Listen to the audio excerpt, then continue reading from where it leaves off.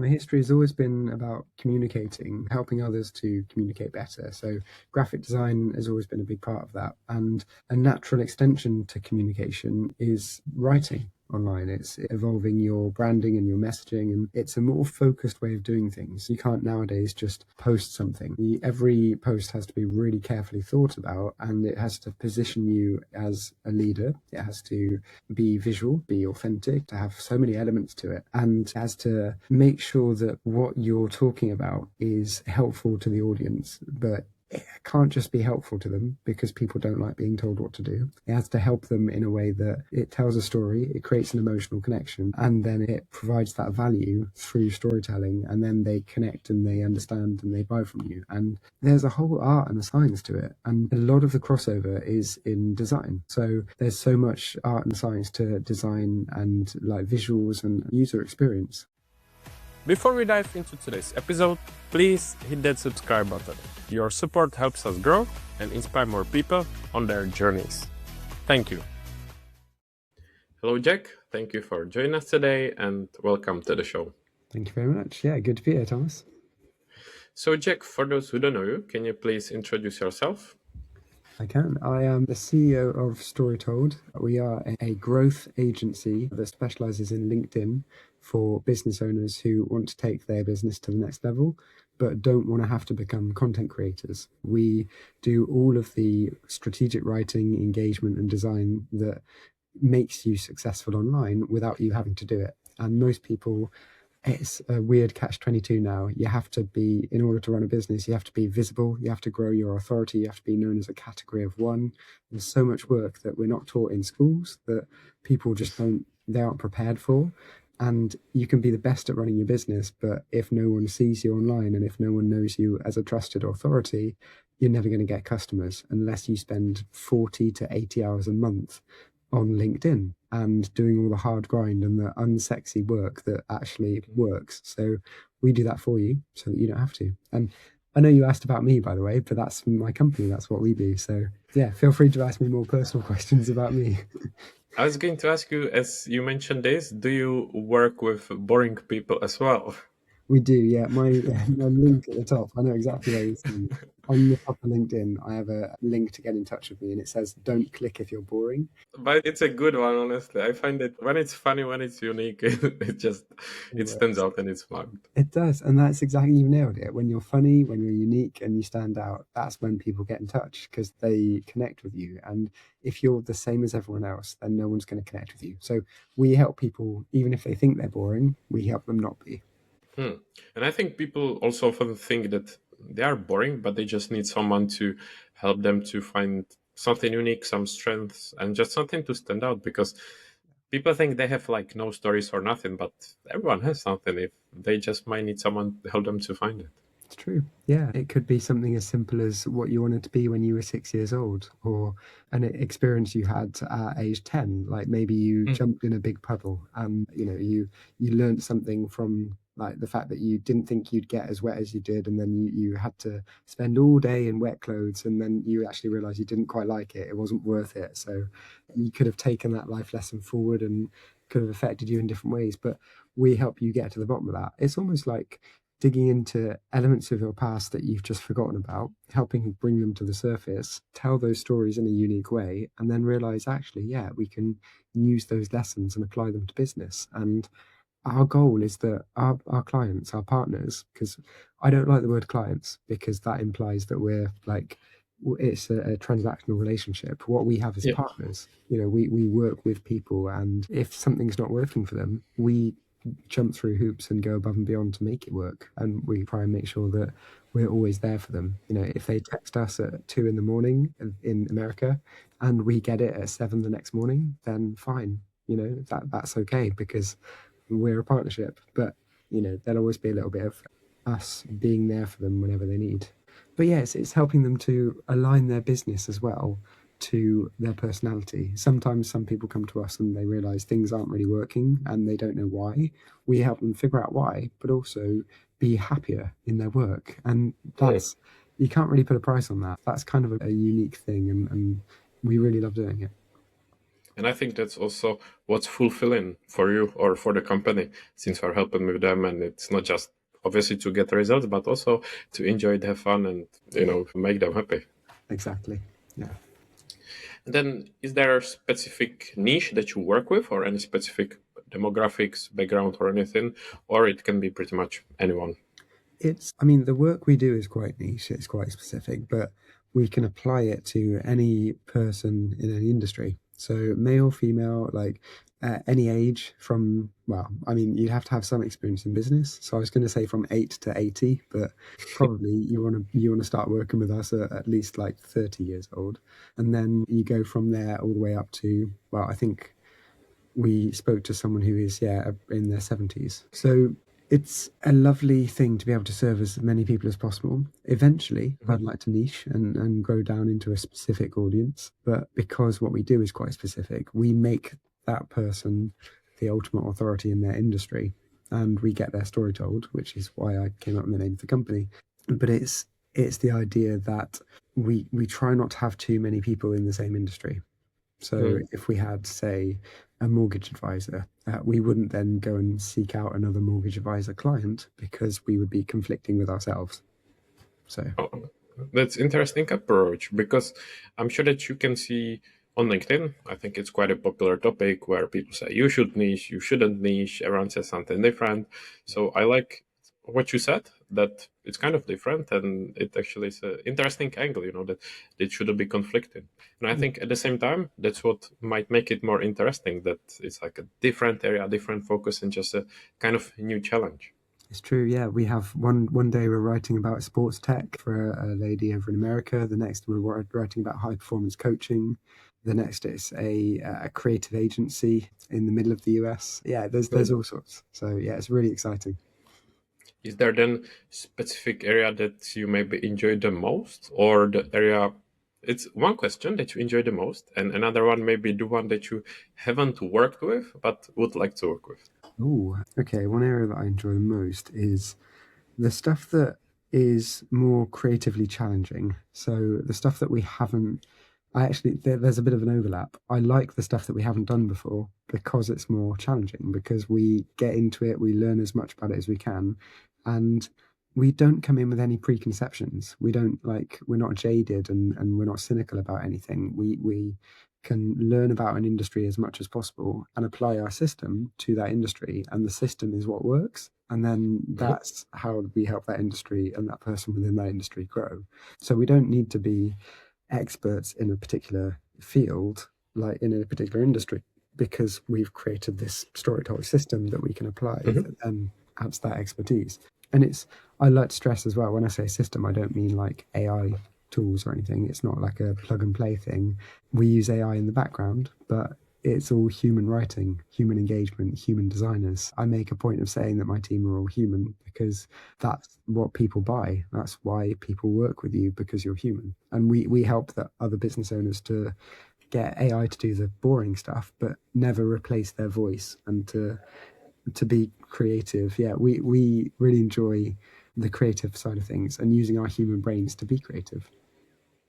I've seen that in some of your recent posts that you also mention it with AI. I'm same like you, that of course I use it to make it faster, do the boring stuff, but at the same time, don't let it to outsource you, to replace you. And I think you shared some good posts, for example, with super AI commands or outreach or something like that. So for people out there, the creators, and we can see that. So do some work. I looked at a piece of writing the other day that I thought had been written by a human, because I didn't take a quick look. I only took a quick look, and after actually reading it, I then realised it had the rule of three about 6 or 7 times in the same post, and this was written by someone who supposedly writes everything herself, and it turns out it was mostly AI. So it's like there's so much stuff out there that is quite deceptive and can be AI, and if you know what to look for, it's really easy to spot, and most people can tell these days. So we that's why we write everything from scratch. So Mhm. That's what I find funny, that I think this kind of buzzword on LinkedIn sometimes is authenticity. So everyone speaks about it, but then what's the truth actually? What is it like behind the scenes? Authenticity is, again, I really like the word, but it's been so overused that it's become a bit annoying now at this point.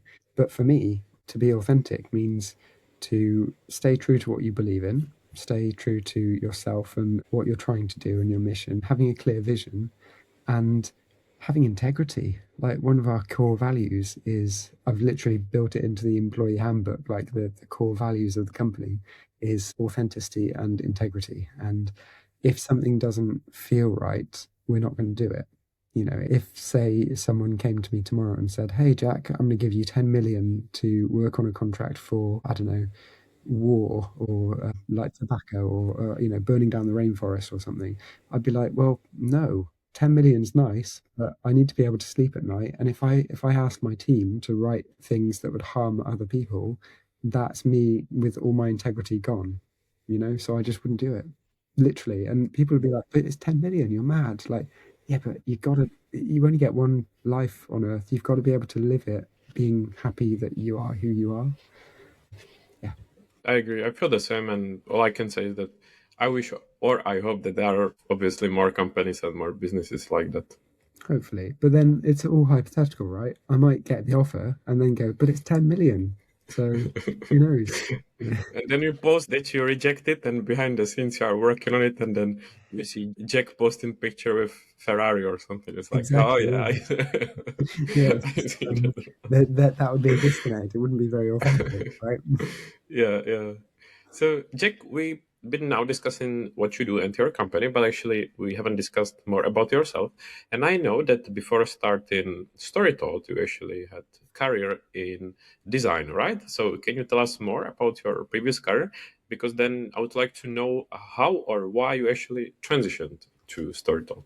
Nice. Yeah. So the bit about me. Okay. So why did I transition from design? I spent my career trying to be a designer and succeeding. I when I was 20, about 19, I got a design job, and that was 15 years ago. And before that, I was designing posters and scrapbooks all throughout school. Did graphic design in school and loved it.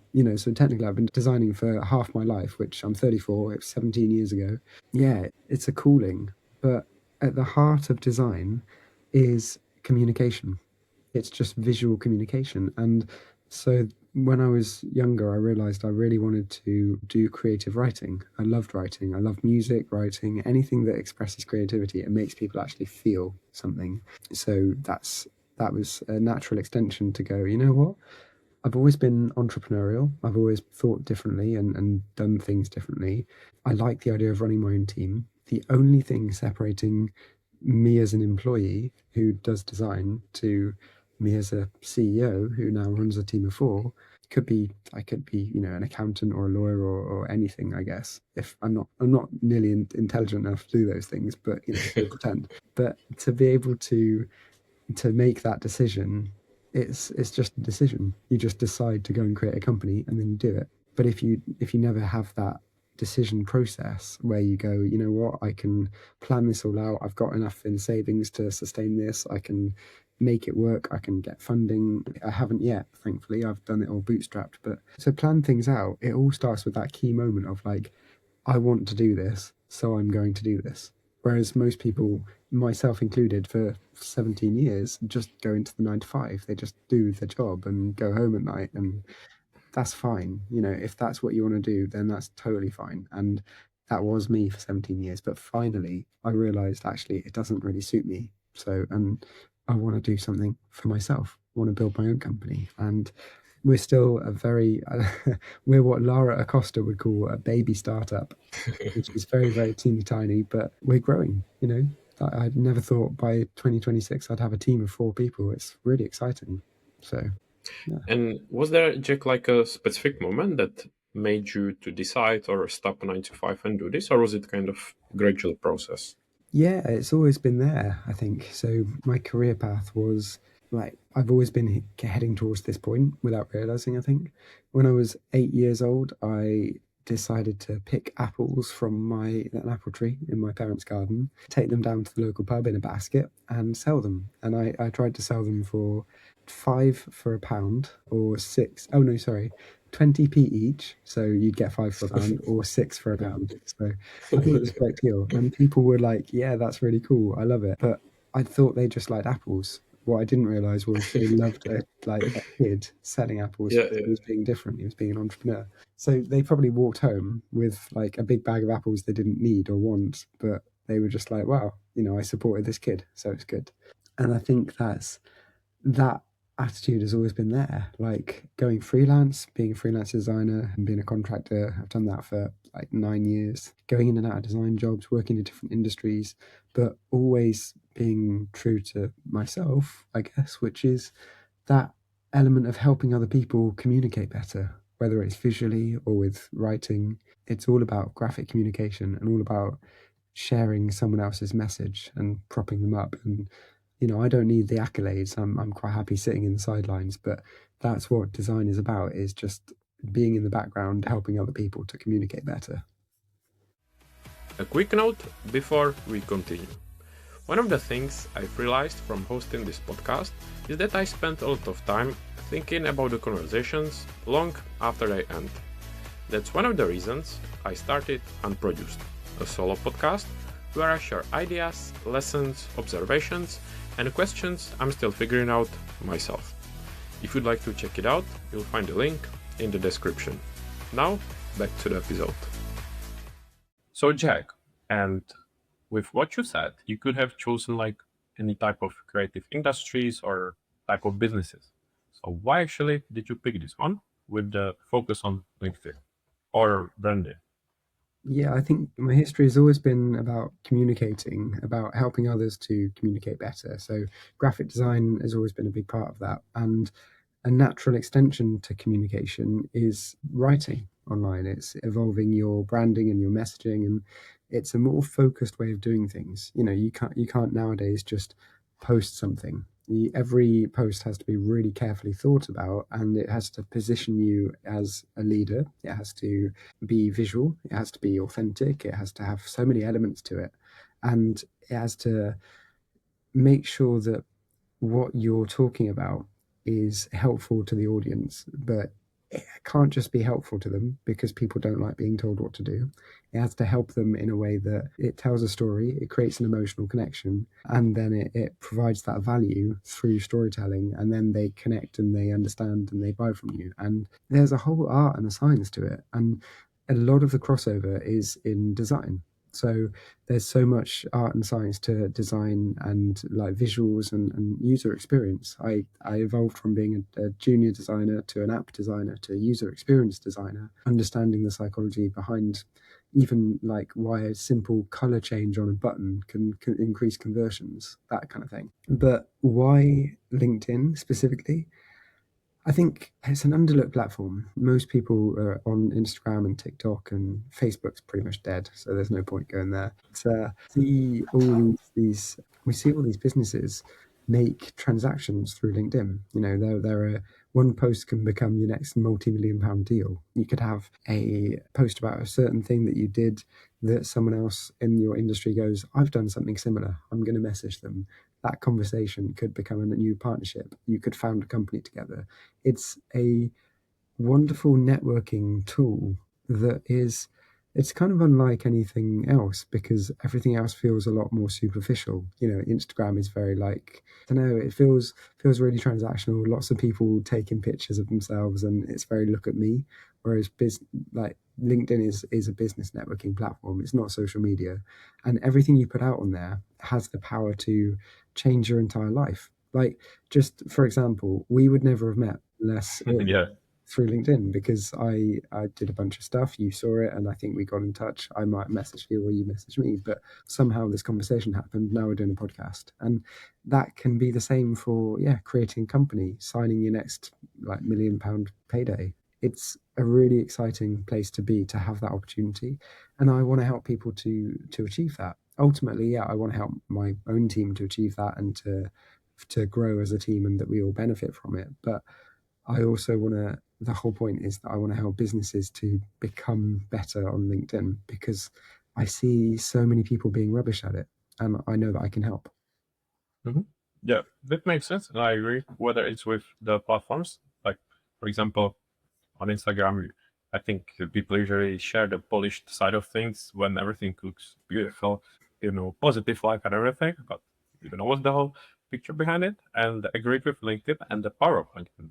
I know it's kind of obvious that it's a networking platform, but yes, it's a networking platform, so take advantage of it because you can connect literally with anyone.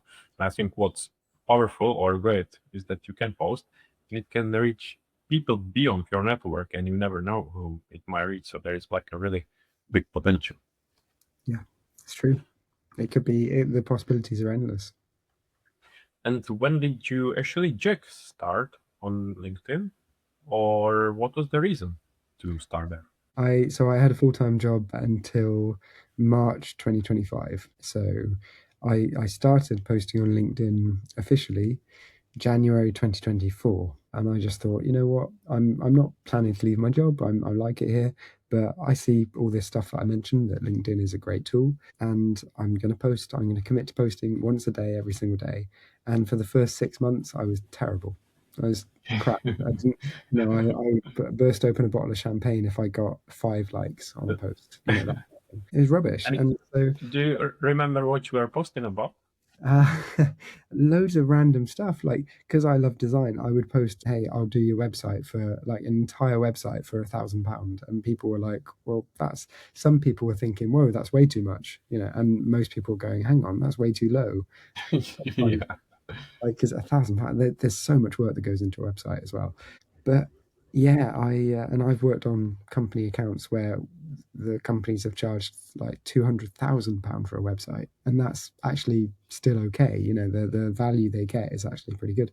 But I was posting all kinds of stuff about design, about what I like, not necessarily something personal like what I had for dinner because it's a business platform, but like a lesson I learned from something simple I did last week, and again, it wasn't wrapped in value, it wasn't telling a story, it was just here's something I learned, blah blah blah, and then you hit post and nobody cares. So you have to have the right structure. There's like 50 different elements that go into a LinkedIn post. And maybe I should write a guide on this and publish it. I might do that. But all the different elements that go into a successful post. And I didn't know what they were. So I spent 6 months doing my job, 9 to 5, and waking up in the morning at 7, doing a bit of research, having breakfast, going off to work, 9 to 5 working in a company. And then in the evenings, 5 until 9 p.m. at night, I would be working again on understanding LinkedIn, posting stuff, trying to get this right. And all because I'd committed to myself. All I've got to do is post every single day. That's it. And my posts were terrible, but I did it. And I learned how to do it badly so that I could learn how to do it well. And after that, I went from 740 followers up to 1,000. That was the hardest. That was really tough. Like just getting those extra 200 people. That took like 2 months to get 200 people. It's crazy. But as soon as I started gaining traction, then it went up to like 5,000, 10,000. Now we're at 58,000, something like that. It's really gratifying to see, all this stuff that we do, it actually works and it pays off. And I've actually managed to build a business out of it. So when March came last year, I couldn't do both anymore. I had to leave my job and do Storytold full time. I'm, of course, glad to hear that. And I like that if you want, no excuses about the time, because as you just said, even with 9 to 5, we get to do it. And you often hear people, oh, I don't have time to post every day. Or firstly, you don't have to post every day. You can post 3 times a week or what works for you. And secondly, I think one of the best ways how to figure things out, what works for you, what doesn't work, is just do it. As you said, you are posting. I got my own experience as well that posting just rubbish or some random stuff, but it's much better than if someone who doesn't start at all. Yeah. It's if you wait to be perfect, then you're always going to be waiting. That's the key because perfect never comes. Just get out there, do it, even if it's rubbish. The most important thing, though, isn't to do it and then just think it's rubbish and then just keep doing the same things and thinking, oh, there's some reason. Like, I spoke to someone a while ago who said, oh, our website is perfect. And I'm like, I've looked at it, it's not, but I didn't want to offend her. So I said, okay, like, what do you mean perfect? Well, like the design's good. We worked on it for ages. We spent lots of money on it, and it's perfect. But we're not getting any clients through it. And I'm thinking, It's not perfect then. The whole point of the website is to You get. just answered to yourself. Yeah, but she still believed it was perfect, and I'm baffled by that. So it's the ability to remove your own ego and go, okay, I might have invested a lot of time in something, doesn't make it good. So I invested lots of time in LinkedIn, but I kept getting no results. So I didn't think it was perfect. I thought I'm doing something wrong. I need to fix it. And that's a really powerful thing to recognize when you're doing something wrong, not in a I'm going to beat myself up kind of way, but in a what can I do better? What can I do right? How do I improve? That mentality is kind of vital because otherwise you're always going to think, no, I'm perfect. No, everyone else is the problem. It's not me. It's like, Yeah, really? yeah. Mhm. Yeah, I agree and understand. And as we're posting Jack, did you have already some kind of like a bigger plan in mind that one day it may turn into something more into business or whatever? Or we're just posting, because we enjoyed it, or what was your plan? My plan was to challenge myself to get better at something I wasn't very good at because, yeah, because I'd never tried it before. I'd never done it. And I saw people getting all these opportunities. And I thought maybe that would be nice for me. I didn't have a goal specifically. My goal was to just do the thing every day. And then yeah, then it grew and I made lots of nice connections and we've worked with 19 clients over the last like year and a half, which is awesome because it's only the first year of business. But my goal, I never really had one. I just sort of did the thing every day and eventually it became something tangible, but I'm still realizing the value of having a goal. If you don't have a goal, if you don't set a vision and where you want to go, then you'll just sort of drift along. I would somewhat lucky, I guess. I wouldn't say too lucky, but I committed to myself to do the thing, which is what created that luck. But that's not enough. You once you then have that momentum, you need a goal to then channel it and focus. And yeah, while I was posting, I didn't have a goal, but then after like 6 to 10 months, and I started to think, right, the company's growing now. I'm actually getting some clients on board. I need to get some team members on board. I need a designer, a writer, an engagement specialist. I've got those three people now, and it's brilliant. But in order to sustain that and in order to grow the team, I then had to come up with goals. Right, okay, where do I want to be in 5 years? In 5 years, I'd like a team of 10, no more. I'm not going to go crazy, but I'd like to be able to finance and help 10 people, not just feed their families and to be able to, bring income in, but also to grow and to do what they want. Like if one of my team, say my designer says, I want to go to a conference, a design conference in Barcelona, because there's one every year and it's brilliant, or Copenhagen, I want to go, yeah, let's do it. The company can pay for it and you can go. I would love that to be able to give my team opportunities like that. Say there's extra training and writing and stuff, like my writer wants to do a bunch of stuff. Yeah, no problem. I'll pay for it. And that brings me so much joy thinking about that, to be able to provide that level of stability, but also that level of opportunity where my team can say, I'm going to create my own job. And like, what about if my job evolves into this? I'm like, yeah, great, let's do it. I guess that's one of my goals, is to create an environment where people can create their own roles that, yeah, sure, it helps our clients and helps us grow, but ultimately it's what they want to do. I hope they listen to this and see what kind of founder and CEO they have. But very nice, happy to hear that. How Cheers. do you then, Jack, kind of balance your work? As obviously you are founder and CEO, so there must be some admin stuff, management, organization, everything, and at the same time be creative. Actually doing the work on LinkedIn, you will get some kind of balance, or you do only one, or how does it work for you? I don't really have a work-life balance as such, but both me and my partner work quite a lot. So we're up from like 8 a.m. and we finish work at 8 p.m. because we're both building our own businesses. So yeah, it's a lot of work, but it's also kind of who we are. And then we spend time with each other after that and at the weekends and stuff, and it's lovely. But we both have this drive, and there's I definitely would love more time off, but I also know that time off when you're building a company is not something that successful companies have. You need to do the groundwork. I'll have time off in like 5 years, 4 years, 2030. I'm going to work solidly until then, and then maybe scale back to 4 days a week, and just have a 4 day week in a few years. But yeah, ultimately, it's you got to put in the work now, otherwise, I'll always regret it, right? Need to make some sacrifices, right? Exactly. Yeah, like have you sort of make the sacrifices now so that your future you can thrive. Like I read this in a book about maybe 10 years ago, and it stuck with me. Everyone on the planet is in a relationship with their future self, and you can either choose to take away from that future self by doing something selfish in the moment, or you can give to that future self by doing hard work. And it's like if if I have, let's say I have £100 in my bank account, right, and I that's all I have, just 100 quid, and I know that in the future I want that to grow and invest, and I want more money so that I can have more security, but I really want a massive takeaway. I'm going to buy a big box of pizza, like that's really expensive. All of a sudden, I've got 50 quid left, and I've taken away 50 quid from my future.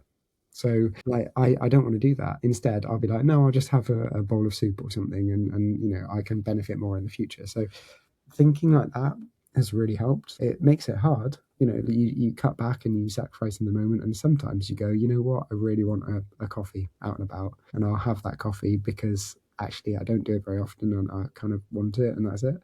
But yeah, like as long as you're seeing your future as something that you can give to instead of take away from, that's what I try and do. I agree, and try to have it the same, like short term versus long term mindset. Because, of course, of the stress, like to eat, for example, nice food or something. But then thinking long term or bigger picture, want to be healthy.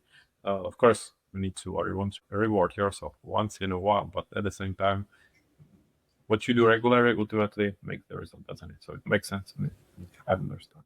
And then, Jack, with the company, how do you actually balance, not balance, but like, what's the divide of your work itself? Like, if you're actually still a creative person doing LinkedIn, I don't know, design, content, etc., or if you are that founder, that CEO who's like overlooking, supervising, and this and that.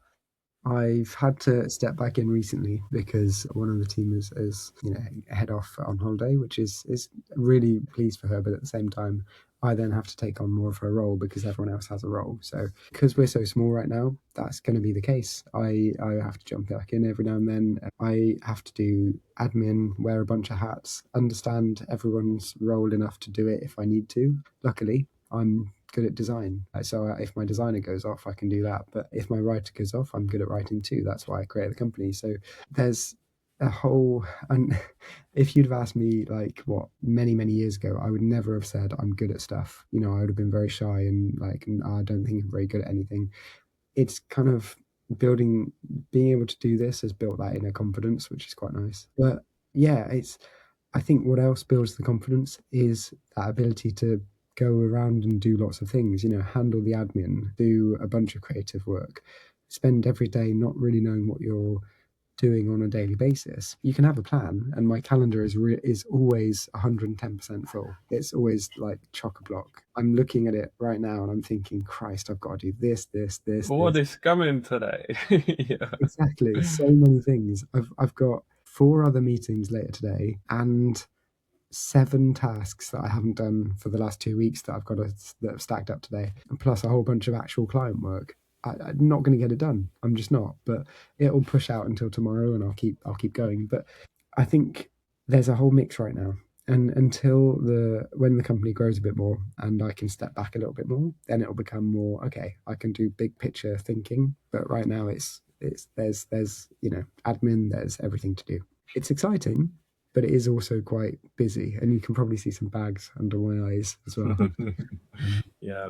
No. I mean, not the bags, but that I understand. It's obviously pros and cons as with everything. But what I like, or I think it's good, like when founder or boss CEO or something actually has experience with specific tasks, roles, and work inside of the company, because then it makes you actually realize and understand those people under you, actually the work they do. Because it would be completely different if you're trying to advise them or tell them what to do, but having no experience about that specific task. Yeah, and that feels like probably not a good thing a manager should do. But I'm sure that happens quite a lot as well. Yeah, I've definitely experienced it, and that's one thing I wanted to. One of the reasons I wanted to create a company is because I've seen what not to do, and I've experienced bad management, and I know now what to avoid, which is good. I'm not going to be perfect, and I'm always going to make mistakes, but I always want to provide an experience for my team where they can tell me if I do things wrong, and I can improve. So that'd be Yeah, nice. yeah, I agree and understand that one. So, Jack, just to be aware of time, I want to ask you kind of lighter questions at the end of the recording. So, what are some of your hobbies or the things that you like to do in your free time? My favorite one, which I don't get very often to do, is go-karting. Just, yeah, really Oh, exciting. nice. Oh. Love it. I've got a friend who loves it as well. I'm actually going to see him this weekend, so hopefully we'll go and get to do that. There's Why? a Oh, sorry, why don't you do it as much? Because of time? yeah, time, money, like it costs a bit, and it's also just running a business. It's trying to arrange to do it with a friend as well, and they have their own schedules, and just life gets in the way. But yeah, and also right now it's boiling hot outside, and I don't want to be sat in a tiny little car with a massive heat engine. Oh my god. Yeah, but it's really, really fun. If you ever get a chance to go to Lanzarote, by the way, they have the best outdoor go-karting track. It's like €15 for half an hour, so super cheap, actually really, really good. And you get up to like 50 miles an hour on outdoor track, and it's beautiful. It's just, yeah, Lanzarote has the best go-karting track. But I did it once when I was a kid, such a long time ago. But now you brought me memories, so that's a good one actually. nice. Yeah, hopefully, well, maybe this chat will inspire you to go and do it again because it's really fun. That's true. But yeah, other hobbies, swimming. Me and my partner go swimming as well. So she's really good. I'm not as good, but I just sort of I'm all right. I mostly just rest. A really nice thing about it is that when you are underwater, like I spend a lot of my time going in the pool, going from like end to end. Instead of doing backstroke or front crawl or something, I go right under the water and sort of like almost like a fish, spending as much time underwater as I can. And I think the reason for that is because it means I can't look at a screen. I can't like do any work. I can't pull out my phone. I'm literally encased in water and there's no distractions. It's just okay. I'm just gonna be here. I'm gonna rest, and it's great. It's really nice. But yeah, that's a couple of hobbies. That's interesting hobbies, and I like what you said with the swimming because I find the same with some exercise that I do as well. Because you, of course, not every exercise is the same. Like for example, if you go to gym, okay, you still have the phone is different, but there are other sports or something when you are in and you just don't have access to phone or anything, and you have to do it. So I like it, and I can do it too. Nice. It is good. What about you? What are your hobbies? I like the one that I was just talking about, like with the sports. I like to train Jiu Jitsu, and it reminds me because with Jiu Jitsu as well, you are on the mat, you are practicing technique or sparring or doing something, and you just don't have the phone or anything. So it's like a great break as well. And I'm like, okay, now I focus on this. Now I'm going to learn the technique and know roller someone, and that's great. So Nice. that's a great one. That's what you need. Yeah, you can just focus and enjoy life rather than being on your phone. Yeah. Exactly. Then, Jack, do you read books? And if so, have you got any recommendations? I actually forgot. Yeah, I do read books. Oh, so many. Right. Rich Dad, Poor Dad is a classic. Although Oh, that, you know what? That was like one of the first ones that I read. yeah, And I think, because back then I went just to Amazon to yeah, look at the ride because I wanted to start. I know how to start. And I think it was the first one with maybe the most reviews or the most popular. So I just bought it. It's been like one of the most influential ones because it was the first one. So sorry for interruption, but it was a good thing. no, no, it's a great interruption. I'm just actually going to go onto my Amazon order history and find the books, and I'll read them out because I absolutely love reading. So there's one of my favorite TV shows, Firefly, cancelled in 2002. It had like one series and absolutely brilliant show. But there's a whole series of books that have come out in the last few years based on the show, and they're really good. Sorry, remind me again of the show. What is it? It's called Firefly. It was Firefly. Oh, well, Firefly. I haven't seen it, but I heard of it. Yes. it's very good. So, yeah, I recommend it. It's a sci-fi western, which nowadays is sort of like, oh, like The Mandalorian or something. You know, it's quite common. But Or um, like a Westworld, maybe. yeah, a little bit. Actually, yeah, a little bit like that. But like the this was way before any of that. You know, this was quite revolutionary, a bit ahead of its time, and it's such a shame, but it got cancelled. So I read a bunch of books based on that. Ah, yeah, there you go. I just found one.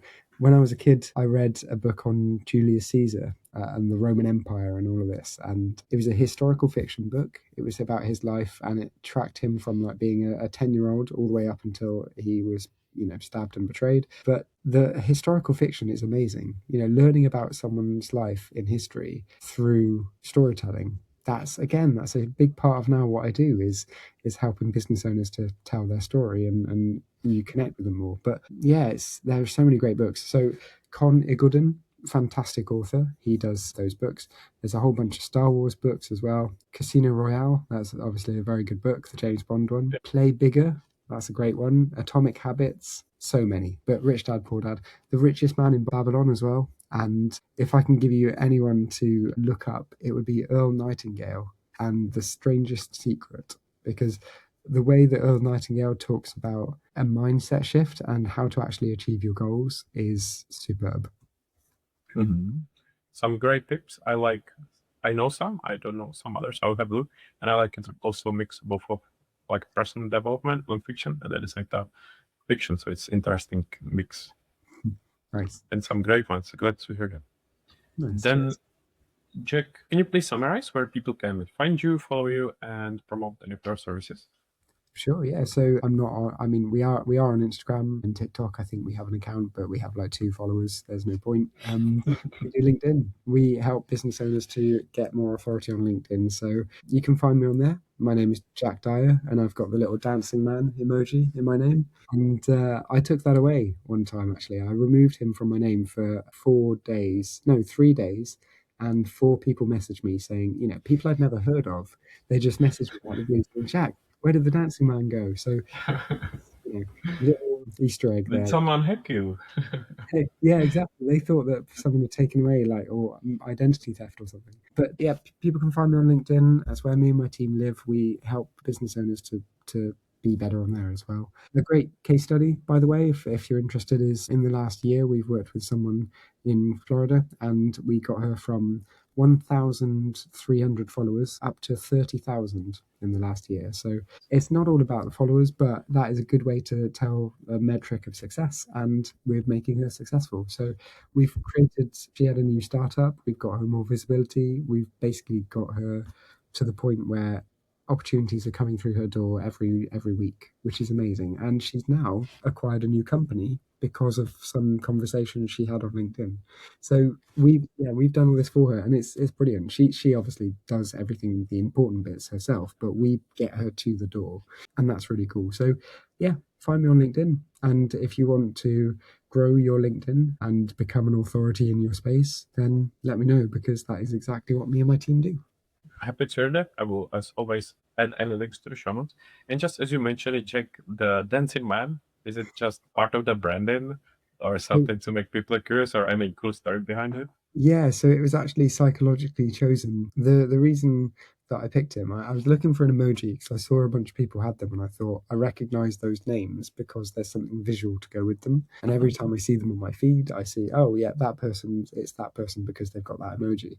So I thought, right, there's an association there, like a branding. And I wanted something similar. So I looked for one that looked almost as if people were saying, choose me. And the little dancing man, he's literally putting his hand up saying, hey, you should choose this guy, choose me. And it works. Psychologically, it feels a bit tricky, but it works. Like, people are looking at my name and they see a hand going up, and there's a psychological thing to say, hey, let's pick Jack. So it's a, That's a yeah, it's really smart cool. thing, and I'm not sure if it's a coincidence or if I'm wrong now, but I believe that he's got a suit that is purple, isn't it, or dark blue? And your Yes, branding and the story. Oh my god, it it's so is. smart. I like it. Yeah. It matches. Cheers. No, yeah, I chose the branding, and then I found I created the branding because I'm a designer, and then found the little dancing man. And as soon as I did, I thought, yes, perfect. It's got to be him. Yeah, yeah, I agree and understand. Then, Jack, you told us before about your ambitions, how to grow the company. But besides that, have you got any other goals or ambitions or anything you want to achieve in like upcoming months, weeks, years, and to be willing to share with the audience? Yeah. So good question. I've been so focused on work and where the company's going that I sort of don't really think about this long term for life. But I know I need to change that. One goal would be to, and this is company again, but one goal would be to have an office in America and an office in the UK. So as part of my lifestyle, I can work 3 days, maybe 4 days a week, but also go and travel between the two countries and go and see clients and just have a lot of experiences. Like, go, you know what, I'm going to go and travel all around the USA for a month. Or one thing in life I really want to do is fly to Vancouver. No, fly to Calgary in Canada, and then drive all the way up through the Canadian lakes, all the way across to Vancouver on the west coast, and then drive down to Oregon and San Francisco and Los Angeles, and then fly home from there. But spend at least a week or two driving across the Canadian wilderness and looking at all the beautiful scenery. That would be incredible. Mm-hmm. That being said, sounded great to me as well. And I even like the idea about having the offices. It's ambitious. I hope it works out, but it's also really cool. Cheers. So Thank you very much. we'll be cheering for that. So then, Jack, very last question. Is there anything I should have asked you and the dot, or any final message to leave the audience with? And my final message would be to be authentic on LinkedIn. Now, I know LinkedIn, the word authentic has, lost some of its meaning because everyone says it, but be authentic in a way that actually is real, not performative, not like you're trying to look better, but just be yourself and people will be able to tell real stories, be more vulnerable. We work with a client who, sadly, her husband is going through something incredibly difficult. He's been diagnosed with something, and she is amazing because she started talking about it on LinkedIn, and since then she's gotten more engagement with her community. She's gotten more clients, more business as a result, because people are connecting with her and she's being real. She's not this perfect, polished leader. She's someone who is really good at what she does, but she's struggling in her life. And we relate to that. We want her to succeed. And so we get in touch with her and we buy from her and we sign up to her things because we are on her team and we support her.